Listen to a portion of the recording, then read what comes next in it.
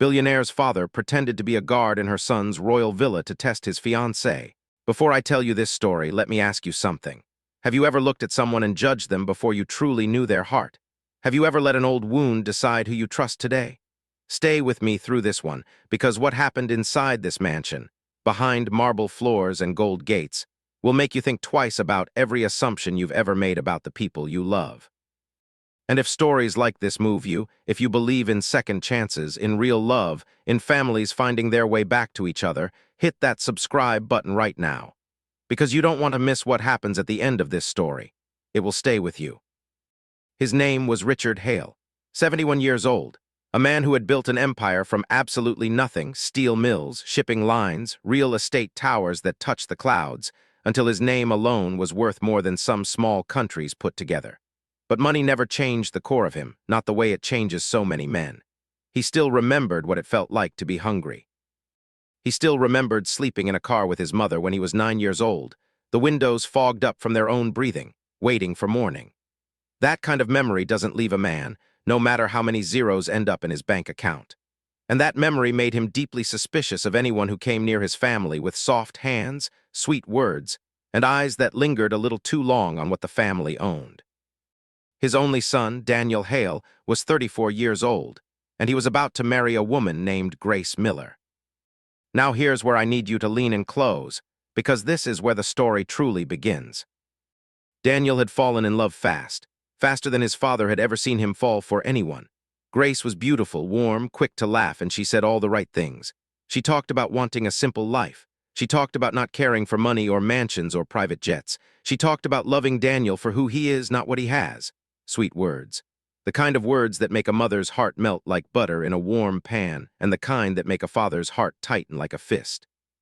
Because Richard had heard those exact words before, 30 years ago, from a woman who had said almost the same things to his own younger brother, only to walk away 2 years later with half his fortune and not a single tear of guilt. Richard had watched his brother crumble after that betrayal. He had watched a strong man become a shell of himself, drinking away his nights, trusting no one ever again.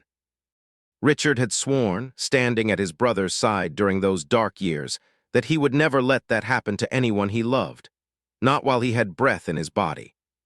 So when Daniel called his father with pure joy in his voice, "Dad, I'm getting married, you are going to love her, I promise," Richard didn't feel joy rise up in his own chest. He felt his stomach drop like a stone into a well. He had seen this movie before. He knew, or thought he knew, exactly how it would end. Here's a question I want you to sit with while we continue this story together. If you suspected that the person your child loved most in this entire world was hiding something that could destroy him, how far would you be willing to go to uncover the truth? Would you risk your relationship with your own son to protect him? Would you risk being wrong? Richard didn't confront Grace directly. He didn't hire a private investigator right away, though the thought crossed his mind more than once in those sleepless nights after the engagement announcement. Instead, he did something that shocked even his closest and most loyal advisors, men who had worked beside him for decades and thought they had seen every version of Richard Hale there was to see. He called the head of security at Daniel's royal-style villa, the massive coastal estate Daniel had built with his own success.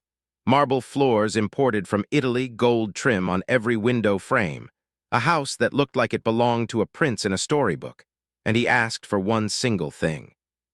"I want to work the gate," Richard said, "just for a few weeks. Nobody tells my son, nobody tells her, not one word to anyone in that house.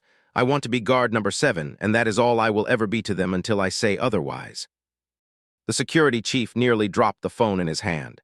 This was Richard Hale, a man whose face appeared on the covers of business magazines, a man who had dined with senators and shaken hands with presidents from 3 different countries.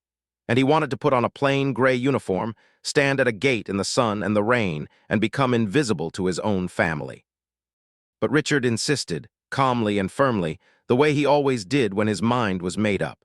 And when a man like Richard Hale insists on something, people find a way to make it happen, no matter how strange the request. So that is exactly what he did. He let the stubble on his face grow rough and gray. He wore a pair of glasses he didn't need, just thick enough to change the shape of his face. He practiced hunching his shoulders a little, the way tired old men do when they've spent a lifetime carrying more than their bodies should hold. And 3 days later, Richard Hale, steel tycoon, billionaire, a man whose signature could move markets, stood quietly at the gate of his own son's villa, wearing a guard's uniform, holding a clipboard, waiting to see who this young woman truly was underneath all her sweetness. Now stay with me, because the next part is going to surprise you more than you expect. The first week, almost nothing happened. Grace walked past him the way most people walk past furniture. Not cruel, not rude, simply unseeing. She said good morning the way you'd greet a lamppost you pass every day without ever truly noticing it. Richard told himself that meant nothing at all. Wealthy people ignore staff constantly. It's simply the world they were raised in. That alone wasn't proof of a cold heart or a hidden agenda. But he was watching. He was always watching, the way a father watches a child near the edge of a pool, quiet but never truly relaxed. And here comes the first twist, the one that made his blood run cold in his chest. On a Tuesday evening, gray clouds already gathering overhead, Richard saw Grace step out toward her car, phone pressed tightly to her ear, laughing softly, thinking no one of any importance was close enough to hear. Just the guard standing near the gate, invisible as always. She didn't bother to lower her voice. I know, she said, laughing under her breath. Just a few more months. Once the wedding happens, everything changes. You know how these old wealthy families work. Once you're in for good. Richard's hands went cold around the clipboard he was holding. He didn't move an inch. He didn't let his breathing change. He simply stood there and listened, the way a father listens when his entire world is quietly cracking apart right in front of him, piece by piece, and there's nothing he can do but stand still and absorb it. Who was she talking to? What exactly did she mean by those words? Once you're in for good. Was this the confirmation of every single fear he had carried silently for weeks, maybe even months? I want you to hold tightly onto that question, because I promise you the answer is not what you think it is. And we are going to get there together, step by painful step. Richard walked back to his small guard's quarters that night and did not sleep, not even for a moment. He sat alone in the dark, thinking about Daniel's face when he had talked about Grace over the phone, that soft, hopeful, almost boyish look, the look of a grown man who finally believed, for the first time in his life, that he was loved for exactly who he was and not for what he owned. Richard thought about breaking that fragile happiness into pieces. He thought about being wrong about all of this. And worse, far worse, he thought about the possibility that he was completely right. The next morning, exhausted and hollow-eyed, he almost abandoned the entire disguise. He almost marched straight into the main house, tore off the uniform, and told Daniel everything he had overheard the night before. But something inside him, call it a father's instinct or maybe simple stubbornness earned over 71 years of hard living, told him to wait just a little longer, to watch a bit more carefully. Because if he was going to shatter his son's happiness with his own two hands, he needed absolute certainty, not just a fragment of an overheard conversation, that the woman his son loved was truly a fraud. So he stayed at the gate, rain or shine, day after day. And exactly 3 days later, something happened that changed the entire course of this story. It was raining that evening. Cold, sharp rain, the kind that seeps into old bones and makes a man's joints ache with every step. Richard was standing at his post, already soaked through his uniform, when he saw Grace's car pull up hours earlier than her usual routine. She stepped out fast before her driver could even reach the umbrella, and she was crying. Not the soft, polite, camera-ready crying of a woman putting on a performance. Real crying. The kind that rises up from somewhere deep and old inside a person, the kind that can't be faked no matter how good an actress someone claims to be. Richard, forgetting for just a moment that he was supposed to remain completely invisible, stepped forward without thinking. "Miss, are you all right?" Grace looked at him, truly looked at him, maybe for the very first time in 3 long weeks, and something in her face broke wide open. "My mother's in the hospital," she said, her voice shaking. "She collapsed early this morning. I have to fly home tonight, but I don't have the cash for a same-day flight, and Daniel's phone has been off all afternoon. He's stuck in back-to-back meetings, and I didn't want to bother the household staff with something so small and embarrassing." She stopped herself mid-sentence, wiping her face hard with the back of her hand, clearly embarrassed, standing there drenched in the rain in a coat that likely cost more than most people's used cars, crying because she genuinely did not have enough cash in her purse for a plane ticket home to her dying mother's bedside. Now here's where I need you to remember that phone call from before. The one about once you're in for good. Hold onto that thought, because we are only a few steps away from understanding what those words truly meant all along. Richard reached into his own uniform pocket, the guard's pocket, holding the guard's modest pay that he had insisted on actually receiving in full, no shortcuts, no special treatment, and he pulled out everything he had. It wasn't much by his old standards. $400, carefully saved from 3 weeks of pretending to be just another poor man doing an honest job. "Take this," he said, pressing the folded bills into her trembling hand. "Go to your mother. Family comes first. Always has, always will." Grace stared down at the money, then back up at him, shaking her head firmly. "I can't take a guard's entire paycheck from you. You probably need this more than I." "Take it," Richard said, his voice gruffer than he had intended. "Please, just take it and go." She took it, tears falling harder now, thanking him over and over, calling him kind, calling him a good and decent man.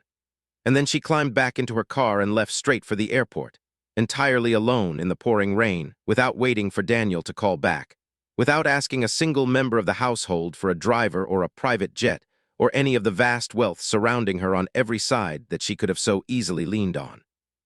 Richard stood there in the rain long after her taillights disappeared down the winding drive, feeling something twist deep inside his chest that he had not expected to feel.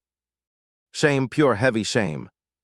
If this story is beginning to stir something inside you, if you're starting to feel even a fraction of what Richard felt standing alone in that rain, I want you to do one small thing for me right now. Hit that like button on this video. It genuinely helps more people discover these stories, and trust me, we are far from finished here. There is so much more coming, and it is going to hit you even harder than this moment did. Richard didn't sleep again that night, tossing and turning on the thin mattress in his tiny guard's quarters. He kept replaying her face over and over in his mind, not the calculated face of a woman scheming for a fortune, but the raw, exhausted face of someone raised to never ask for help, even in her darkest, most desperate moment. But there was still that phone call, those words still echoed in his skull, refusing to let him rest. "Once you're in for good." He couldn't simply let it go, not yet.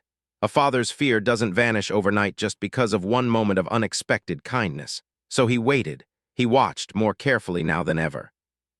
And 2 days later, Grace returned from her mother's hospital bedside, visibly exhausted, thinner in the face, but with real relief shining in her tired eyes.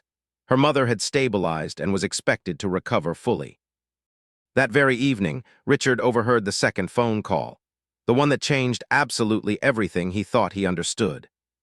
Grace was sitting alone on the garden bench near the front gate, believing herself completely alone, speaking softly into her phone to the very same person as before. "She's stable now," Grace said, her voice trembling with relief. "I was so scared, Aunt Carol, so scared I couldn't even think straight. I know I promised Mom I wouldn't lean on Daniel's money for anything like this. I know exactly how it would look marrying into a family like this one, and then immediately asking for financial help. That's precisely why I didn't tell him a single thing about it. Once we're married, once life settles down, and I've truly earned my place, I want to pay you and Mom back for every single sacrifice you both made for me growing up. Once I'm truly in a position to help this family for good, not one moment before that." Richard nearly dropped his clipboard a second time in that same job. "Once you're in for good" had never been about scheming her way into wealth at all. It was about a private promise made to her aunt, a heartfelt promise, that once she was financially stable through her own honest efforts and her own marriage, she would finally repay and take care of the very family who had raised her with so little. It was about deep gratitude, not greed. It was about a proud, loving daughter who refused to be seen as someone marrying purely for money. So fiercely proud that she would rather stand alone crying in the freezing rain than ask her own fiancé's family for a single borrowed dollar. Everything Richard had feared for weeks, twisted completely inside out into its exact opposite. I know some of you watching tonight have felt this very same kind of shame before, the moment you realize you misjudged someone you deeply love, someone who deserved your full trust from the very beginning. If that's you, tell me in the comments below where you're watching from tonight, because I promise you, this story is only just beginning to bring you to tears in the best possible way. Richard walked back to his small quarters that night, and for the first time in over 3 weeks, he wept. Not from sadness this time, but from a mixture of relief and deep guilt. He had spent weeks quietly suspecting a young, grieving, hardworking woman of being a calculated fraud. when in reality, she had been fighting so desperately hard not to appear that way that she nearly let her own mother go without urgent help, rather than ask for even 1 cent from the wealthy family she was about to marry into. He thought long and hard about all the years he had spent protecting his family through suspicion instead of through simple, open trust. He thought about his own brother, wounded so deeply 30 years ago, and how that old, unhealed injury had quietly shaped nearly every major decision Richard had made since, including this very disguise, this quiet betrayal of his own son's trust. He realized, sitting there in the dark, that fear, even fear that feels entirely reasonable and justified, can blind a genuinely good man just as thoroughly as it ever protects him. The next morning, Richard didn't wait a single second longer. He walked straight to the front door of his son's grand villa, not through the servant's entrance, not through the side gate where he had spent 3 long weeks, but directly through the massive front door, still dressed in his guard's uniform, stubble rough on his tired face, borrowed glasses still perched on his nose. Daniel opened the door himself and stared at his own father for a full 10 seconds before his mind could even begin to process what his eyes were showing him. "Dad, what? Why are you dressed like this? Are you the new guard? Is this some kind of joke you're playing on me?" Richard didn't answer right away. He looked past his stunned son, toward the long hallway, where Grace stood frozen in place, slowly recognizing the very same guard she had cried in front of just days earlier, her expression shifting rapidly from confusion into shock into something far deeper.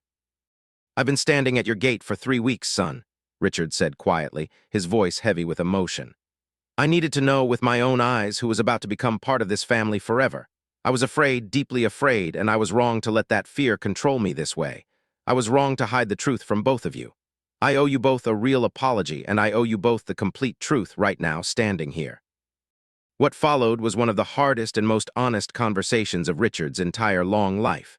He told them absolutely everything: the deep suspicion, the careful disguise, the 2 overheard phone calls, the freezing rain, the $400 quietly handed over without a second thought.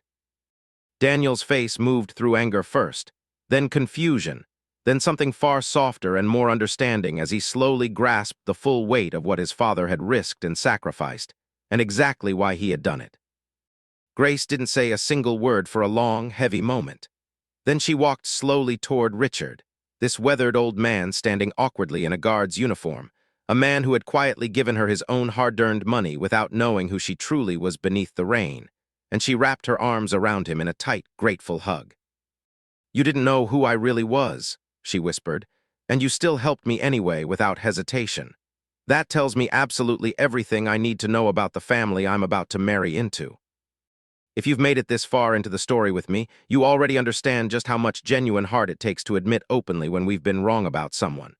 Before we reach the ending, and I promise you there's a beautiful final twist still coming your way, I want to ask you sincerely to subscribe to this channel. We share stories exactly like this one every single week, stories built around family, pride, love, and the difficult moments that quietly test us all. You will not want to miss the next one we tell. Now here comes the part that made this entire story spread through their extended family for years afterward, retold at nearly every holiday dinner that followed. Richard insisted on personally paying back the security team for the modest guard salary he had quietly taken during his 3 weeks undercover, joking warmly that guard number 7 had been the hardest-working and worst-paid employee in the entire company's long history. But more importantly than the joke, he sat down privately with Grace's mother once she had fully recovered, and the 2 of them shared a long, quiet conversation that neither of their children were ever fully allowed to hear the complete details of, a conversation that ended with Richard quietly setting up a private medical fund for Grace's mother's ongoing care, not offered as a wedding gift, not framed as charity of any kind, but simply, as he called it himself, family taking care of family. The way it should always be. At the wedding, several months later, Richard stood up to give his toast. The entire room, full of powerful business partners, old friends, and distant relatives, expected the usual kind of toast. A light joke or two about the happy couple, maybe a warm story about Daniel as a mischievous young boy. Instead, Richard told them all about a quiet guard named Number 7, a man who had stood faithfully at a gate for 3 long weeks, who had judged a young woman before he ever truly knew her heart, and who had learned the hardest and most valuable lesson of his entire long life from a proud young girl crying alone in the freezing rain, because she was simply too dignified to ask for help. "I came into my own son's home meaning only to protect him," Richard said, his steady voice breaking with emotion near the end. "Instead, I found a daughter I never knew I so badly needed. Grace didn't just pass a test that I never should have given her in secret. She taught a stubborn old man that the true strength of a person isn't measured in what they're willing to take from others. It's measured in what they're willing to refuse, even when they desperately need it most." There wasn't a single dry eye left anywhere in that entire crowded hall. And here is the one thought this whole story leaves us with tonight, something truly worth carrying with you long after this video quietly ends. We judge people so quickly sometimes, don't we?